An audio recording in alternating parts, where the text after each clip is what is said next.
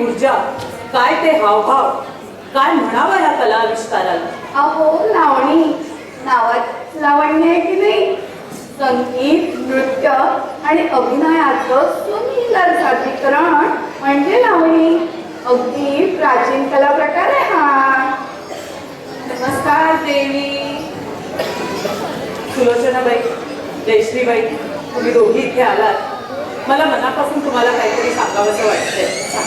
कित्येक वेळा निशब्द होऊन मिळालेली दाद ही शब्दांच्या गजरांपेक्षा जास्त काळ गुंजत राहते. अगदी खरं म्हणालात देवी तुम्ही.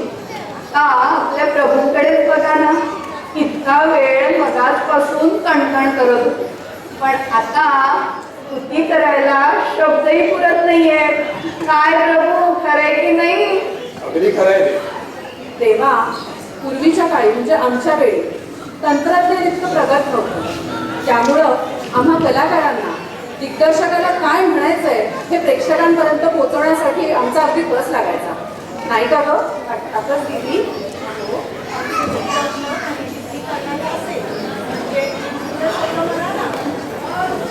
असे काही घडवून ठेवलेले आहेत की अगदी 60-70 वर्षानंतर सुद्धा येणारी काळ कशी हवी हवीशी वाटतीये ना दीदी. हो ना, अगदी खरंय.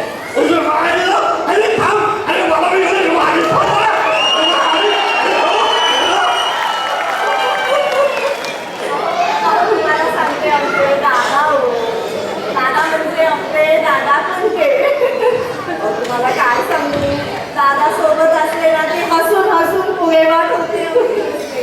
शेवटी आहेतच ना दादा त्यांच्या मिष्किल स्वभावासाठी प्रसिद्ध. काय दीदी? हो ना, मी काय म्हणते तेव्हा अनायसे काका आलेच आहेत, तर आपण त्यांचा एखादा प्रसंग बघितला तर. हो हो, आम्हालाही आवडेल दादांना भेटायला.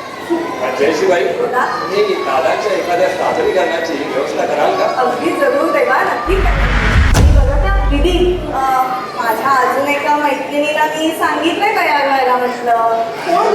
दीदी रंजनाला. अच्छा, मग बघायचं का? चला चल.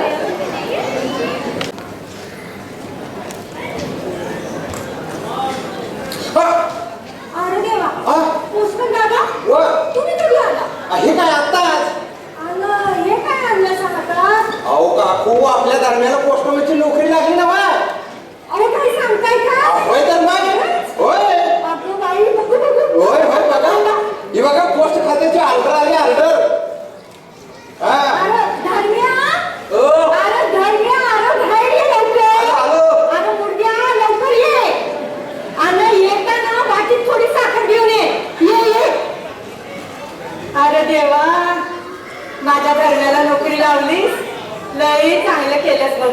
होय, होय. लई चांगलं झालं बघा. लई चांगलं. माझ्या तोंडात नाही, या पोस्टमन दादाच दिले. अरे धर्म्या, तुला पोस्टमनची नोकरी लागल्याचं पत्र आलंय. पत्र.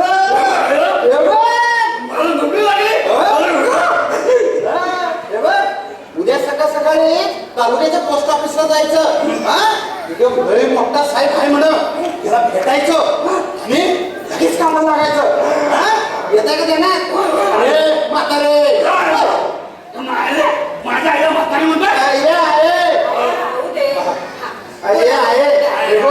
उद्या सकाळ सकाळी त्याला एसटीनं पाठवून दे. हायगय करू नकोस. आणि दरम्या हे बघ, एक वेळ काम नाही केलंस तर चालल, पण साहेबाला मस्का लावायचं मात्र विसरू नकोस. चल येतो मी. नोकरी लागली. अरे वा. धर्म्या, हे काही नोकरीला जाण्याआधी मला एक वचन दे. वचन? ते कशामुळे? वचन दे म्हणते ना. मी वचन देणार नाही. कसं त्याची मिस्टेक केली ती मी करणार नाही. त्याने मिस्टेक केली आणि आम्हाला 14 वर्ष बघावी लागली आणि आम्हाला 1.5 वर्ष टीव्हीवर बघावी लागली मातोश्री. कारण सांग, तो वचन देतो. कारण गेलं चुलीत, आधी वचन दे. नाही देणार. अरे ही पायातली मान पाहिली तिकडची. एवढं खाद्य पाठवून कशाला लागलं? मग वचन दे. वचनच पाहिजे ना. अजून सांग ना. दे हात साफ करतो. आजकाल हात साफ करायचे काय झाले? सेनेची वाट लावलं झालं आता साफ. द्या आता बच्चे. तुझं काय काम करतो करतोय. उजवाट पुढं कर अरे मेल्या घे. दे पटकन लवकर. काय आता मोदी साहेबांनी सापडे हाताला मोदी साहेबांनी वाटतं दिला हे बघ धर्म्या, नोकरी नीट करायची, समजलं का? आणि मग समजा ठीकठाक झालं की मग लगीन करायचं. आणि एवढंच ना मग माझं तसं लगीन होणारच नाही. अगं पोस्टमधला पोरगी देतो कोण आणि एखादा जीवावर उदाडून जर तयार झाला तर करणार काय उपयोग काय आम्ही पिणार लोकांच्या पत्र वाटत दारात आणि अख्खा गाव आमच्या घरात तर आम्ही मारतोय शिकते अरे मेल्या, तुझ्या जिगेला काय हाडबीड आहे का नाही? गप बस जरा. आणि उद्या जायचंय ना नोकरीच्या गावाला, मग चल आता. लवकर लवकर चल. अरे, आणि धर्म्या, एक लक्षात ठेवायचं, उद्या नोकरीच्या गावाला पोचला की लगेच त्या साहेबाचे पाय धरायचे आणि असा चांगला वाकून नमस्कार करायचा. समजलं ना?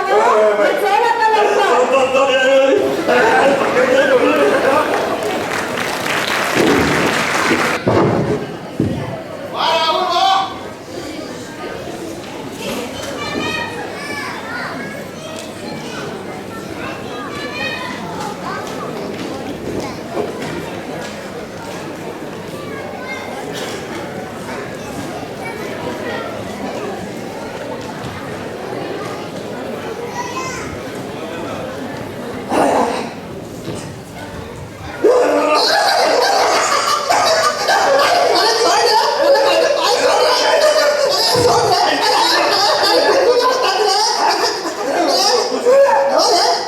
अरे 7 पोरांचा बाप असतो मी पण गुंतवली होता म्हणून अंगाला हात लावू देत नाही.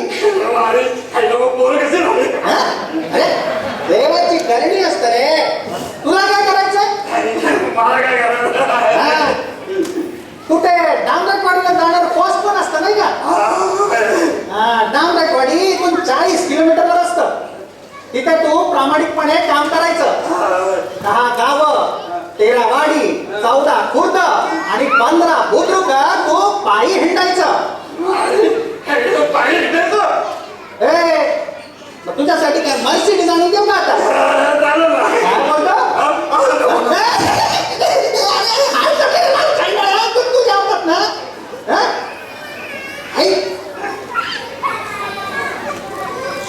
पेन्सिल अरे तिथे कुठे घालतो? मग तुम्ही सांगा ना जिथे मागा तिथे अरे अरे ती पेन्सिल तिथे घालायची इथं. टोपी कानाची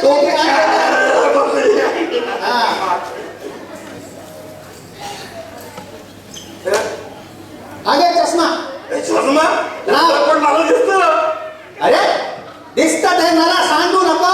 तुला सांगितलं तेवढं कर तो चष्मा लाव. लक्षात ठेव पोस्टमननी नेहमी चष्मा लावायचा असतं. चष्मा लावून वाचलं की जे वाचलं ते खरं वाचलं असं दिसतं. कळलं? ठीक आहे तुझी कापड मला माफ नाही घेतलं आणि कापड कशी शिवली काय तोंडवर तू वर करून बोलता तू घाई म्हणूया. माफ नाही घेतलं नाही काही नाही. हे बघ हे सगळं पोस्टमन दिसतंय एक तरी दिसतंय का मापाचं? आणि तो आपलं बापाचं नाही बिन मापाचं एक कापड घ्यायचं आणि डांबरेटवाडीला प्रामाणिकपणे जाऊन काम करायचं. आणि एक गोष्ट लक्षात ठेवायची, पोस्टमननी पगाराचं विचारायचं नाही. कधी मिळतो, केव्हा मिळतो, कुठे मिळतो, कसा मिळतो विचारायचं नाही. कळलं? आणि एक गोष्ट अजून ध्यानात ठेव, ते डांबरेटवाडीला आहे ना, अरे ती सरपंचाची पोरगी असते. आई आई अय्यो एक नंबर रे. एक नंबर रे. ए, तशी एक नंबर नाही रे. अरे एक नंबरची डांबरट असते रे ती. हा, अरे ती काय करते माहितीये का तुला? हा? अरे समोर अरे अंगावरचं कापड काढते. अरे कापड काढताय. तिच्या नाही समोरच्याच्या अंगावरचं कापड काढते. आता मागच्या आठवड्यात 2 पोस्टमनच्या अंगावरचं कापड काढून तिने परत पाठवलं होतं इकडे सेक्शनला.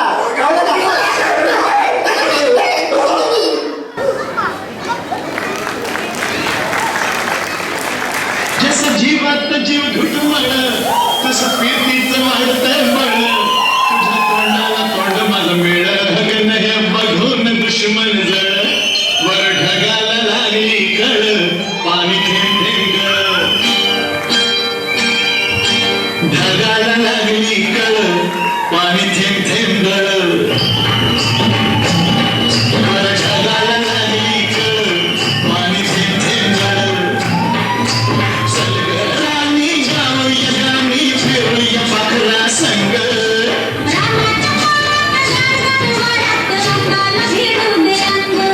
जवा तुझं न माझं जुळ पाणी थेंब थेंब गळ.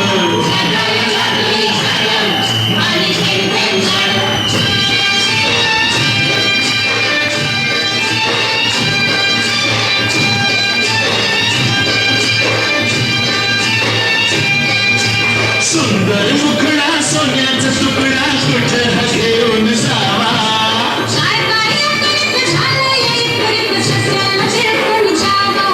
माझ्या पदरात पडलंय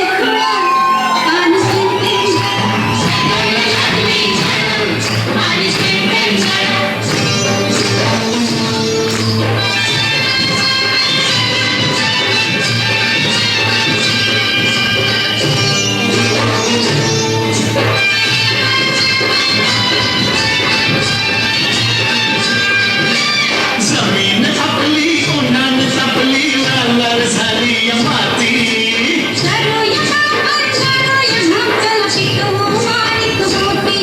एका बसात होईल तिळ पाणी थेंब थेंब गळ.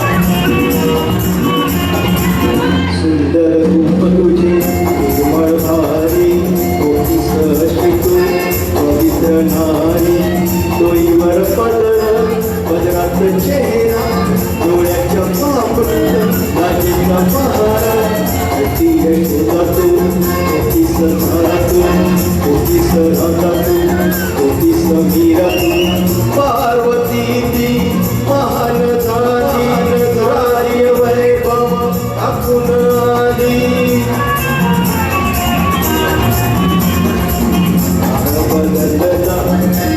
बदलली फुलवित रस्त्यानं चालली